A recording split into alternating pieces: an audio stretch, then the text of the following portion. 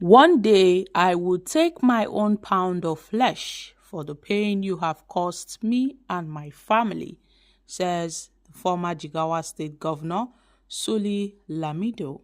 Hi guys, welcome back to Spice Channel TV. Thank you for always joining us. If you're coming out here for the first time, please kindly subscribe and don't forget to give us a thumbs up. Thank you.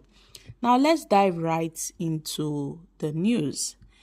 Recently, the former Jigawa State Governor, Sule Lamido, recounted a distressing incident involving the arrest of his son for an alleged money laundering while carrying a 50,000 US dollars for his 6 daughters' medical treatment, as reported by Punch in 2025 of May.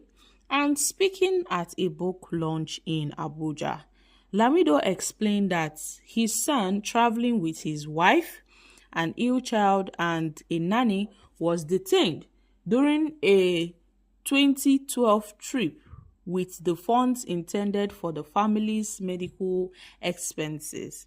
Now, he described the arrest as a deliberate setup, which was orchestrated to tarnish his reputation, to tarnish his image, to paint him black, to paint him in another negative narrative.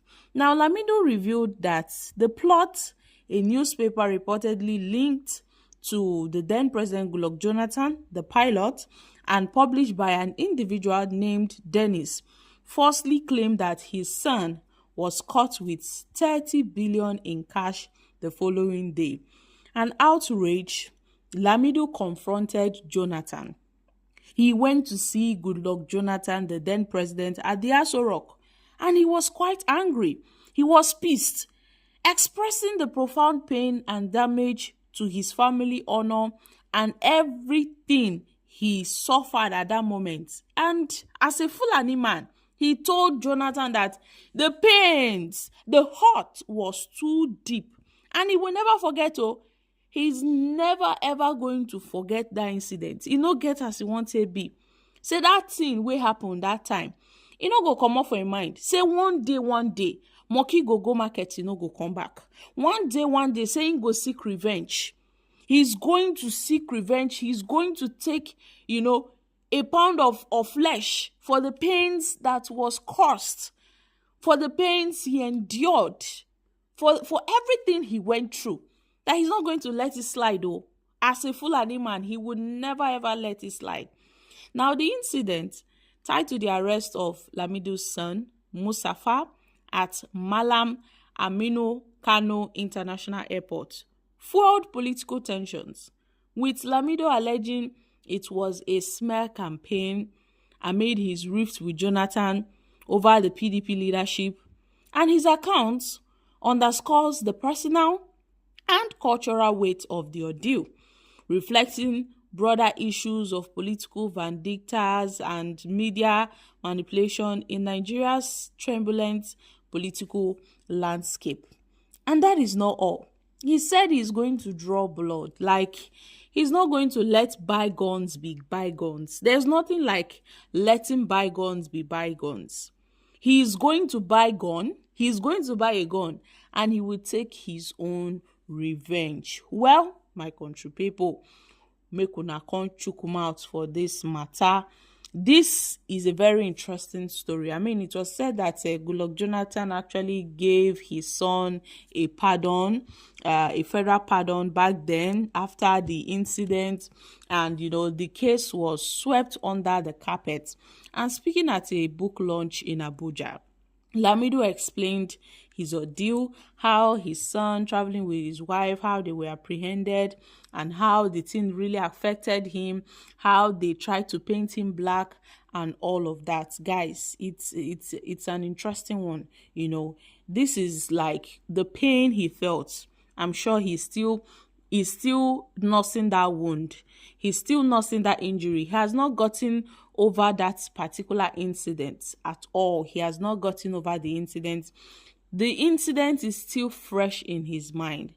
But him playing an ethnic card by saying he's a Fulani man, I mean, what does it mean? Is it that the Fulani people does not forgive and forget? Or is it that the Fulani people does not, they don't, they always like to take revenge? What has the Fulani, got to do with this as an ethnic tribe? What is Fulani even doing in this whole scenario? I don't really know what's going on, but this book launch that most politicians are doing recently, I think is getting out of hand. So sincerely, Nigeria is sinking, and our past leaders are more focused on launching books. They are more focused on launching books, attending book launch events, and donating huge funds, when that funds ought to go to tangible things that would benefit the citizens of this country. Well, Nigeria is a movie, and everybody just watch how things evolve around us. And him saying, the Fulani does not forgive their offenders, what does it really mean? I mean, we are trying to place our hands on it. Is it that he's going to avenge what happened? And how is he going to do that in the first place? How is he going to take his vengeance on those people that humiliated him, that brought him shame? How is he going to seize an opportunity to get his revenge, to do back to the person that humiliated him? Guys, this is just interesting. This is just interesting. I guess we should watch how things will unfold. One may not know what will happen at the end of the day, but for him to say the cut was so deep and he will never forget, one day he will seek revenge, well, this is to show that this man has not gotten over it at all, at all.